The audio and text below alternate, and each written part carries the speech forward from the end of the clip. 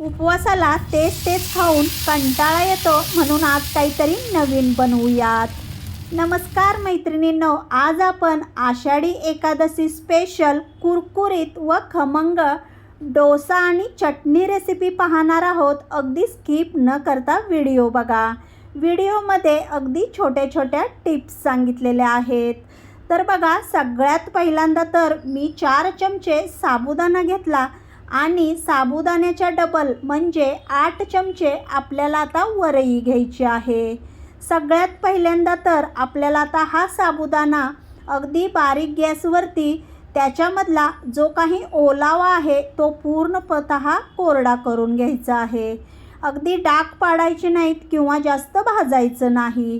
तर इथे बघू शकता, अगदी 5 ते 7 मिनटं या पद्धतीने साबुदाणा भाजून घेतलेला आहे. आता आपण त्याच कढईमध्ये वरई भाजून घेऊयात. वरई भाजताना एक काळजी घ्यायची, ती म्हणजे वरई भाजताना अजिबात उलटणं थांबवायचं नाही, नाहीतरी वरई करपते. तर बघू शकता मैत्रिणींनो, इथे मी आता वरई एकसारखी भाजत आहे. आता इकडे बघू शकता, वरई भाजून झाल्यानंतर साबुदाणा थंड झालेला आहे. आता आपण हे मिक्सरला लावून घेऊयात. तर बघा, मस्त अशी छान याची पावडर झालेली आहे. आता आपण याच पावडरीमध्ये वरई घालणार आहोत, म्हणजे दोघांचं मिश्रण एकजीव होईल आणि पावडर अगदी होते. भाजल्यामुळे अगदी कुरकुरीत झालेले आहेत साबुदाणे आणि वरई, त्याच्यामुळे अगदी बारीक पावडर होते. चला आता हे पण लावून घेते. तर मैत्रिणींनो, तुम्हाला तर माहीत आहे की माझं चॅनल नवीन आहे. प्लीज सगळ्यांनी लाईक करा, शेअर करा आणि सबस्क्राईब करा. अशाच नवीन नवीन रेसिपी पाहण्यासाठी व्हिडिओ जास्तीत जास्त शेअर करा.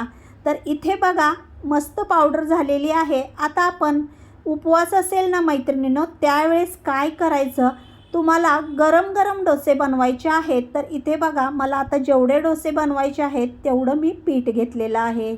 चवीप्रमाणे कमी मीठ घालायचं, कारण चटणीमध्ये पण मीठ येणार आहे. आता या पिठामध्ये थोडं थोडं पाणी घालून घेऊयात. तर इथे बघू शकता, या पद्धतीने एकदमच जास्त पाणी घालायचं नाही. त्याच्यामुळे काय होईल की पीठ एकतर खूपच पातळ होईल किंवा इथे बघू शकता तुम्ही, अशा पद्धतीने आपल्याला पीठ बनवून घ्यायचं आहे. पाण्याचं प्रमाण अगदी व्यवस्थित घालायचं. जास्त पाणी होता कामा नये किंवा कमीही होता कामा नये. या पद्धतीने एकसारखं चमच्यानं पीठ पडलं पाहिजे. तर बघू शकता, हे आता आपलं डोश्याचं बॅटर तयार आहे. आता आपण याला अगदी 10 ते 15 मिनटासाठी भिजत ठेवूयात. तोपर्यंत आपण इथे शेंगदाण्याची चटणी बनवून घेऊयात. चटणी बनवताना चटणीला खमंगपणा येण्यासाठी इथे आपल्याला काय करायचं आहे, कढई तापली की अगदी मंद गॅसवरती शेंगदाणे 10 ते 12 मिनटं भाजून घ्यायचे. त्यामुळे चटणीला खमंगपणा येतो. तर बघा, इथे शेंगदाणे भाजून झालेले आहेत. थंड करूयात आणि याची लगेच चटणी बनवून घेऊयात.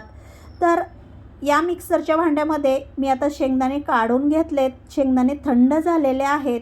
याच्यामध्ये तुम्हाला जर तिखट हवं असेल तर तुम्ही जास्त मिरच्या वापरू शकता. तर या मिरच्या तिखट आहेत, त्याच्यामुळे मी 2 घातलेल्या आहेत. आता याच्यामध्ये तुम्ही चवीप्रमाणे मीठ घालू शकता. मीठ घालताना कधीही कमी घालायचं, कारण डोशामध्येही मीठ असतं.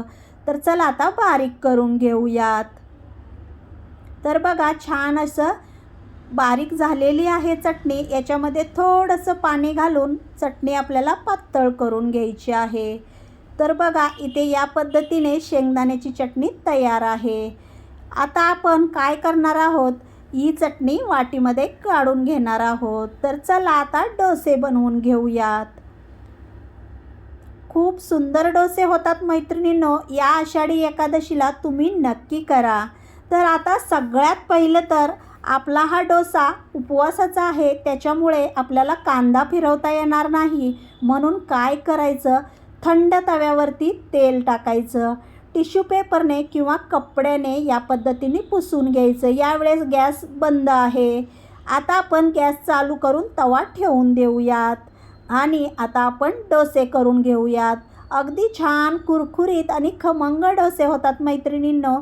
तर बघू शकता इथे ज्यावेळेस तुम्ही डोसा करत असाल तेव्हा गॅसची फ्लेम ही अगदी बारीक असू नये किंवा मोठीही असू नये. एकदा तवा तापला की त्याची फ्लेम ही मीडियम करावी. आता बघू शकता थोडंसं वरून तेल टाकून घेऊयात.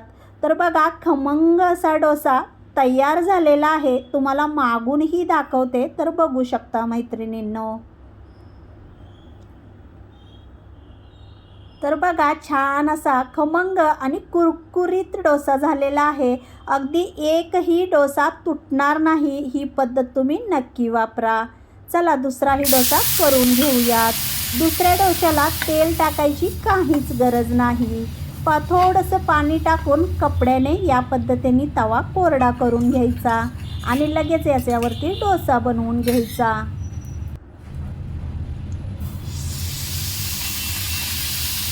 मैत्रिणींनो प्लीज माझ्या चॅनलला सबस्क्राईब करा. व्हिडिओ जास्तीत जास्त शेअर करा. मी तळमळीने व्हिडिओ बनवते आणि तुम्हाला तर माहीतच आहे व्हिडिओ बनवायला खूप मेहनत लागते. तर प्लीज सगळ्यांनी जास्तीत जास्त व्हिडिओ शेअर करा आणि प्लीज तुमच्या या मैत्रिणीला सपोर्ट करा. तर बघा दुसराही डोसा अगदी कुरकुरीत तयार आहे. आषाढी एकादशी स्पेशल खूप खमंग रेसिपी होते आणि पोटभर उपवासाचं हे फराळ होतो. तर तुम्ही नक्की बनवा. तर इथे बघा मी आता या पद्धतीने उपवासाची डिश तयार केलेली आहे. तर बघा अगदी खमंग आणि कुरकुरीत डोसा झालेला आहे. अजिबात चिकट किंवा असा कुठेही चिकटलेला नाही. आणि शेंगदाण्याची चटणीही तुम्ही बघू शकता. जर तुम्ही उपवासाला जिरे खात असाल तर तुम्ही वरून शेंगदाण्याच्या चटणीला जिऱ्याची फोडणी देऊ शकता.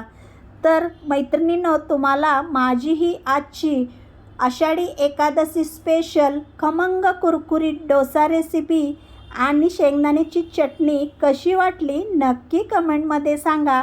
आणि मैत्रिणींनो व्हिडिओला जास्तीत जास्त शेअर करा म्हणजे आपली रेसिपी जास्तीत जास्त मैत्रिणींपर्यंत पोचेल आणि आषाढी एकादशीला खमंग कुरकुरीत डोसा बनवतील. परत भेटू एक नवीन रेसिपीमध्ये. धन्यवाद.